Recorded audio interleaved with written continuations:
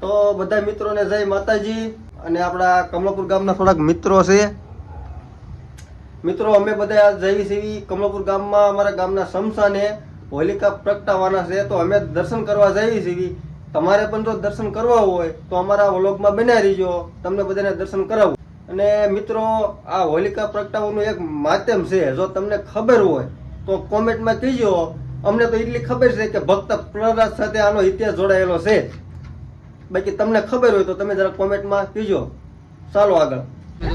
તમે જોઈ શકો છો આજે અમારા ગામમાં તો વિદેશથી જાનવા વિશે લટર પટર. ચાલો વરાજો ક્યાં ગયો? વરાજો ક્યાં ગયો? ક્યાં ગયો? ઉભો રહી ગયો લાગે. હાલો આપણે જાનમાં આવી જાય ને. તમે કોઈની જાનમાં હતા? કોઈની જાનમાં હતા? માંડવા કરતી હતો. જાને રાતે માંડવાનો હોય કે આલી હું નીકળ્યો હો.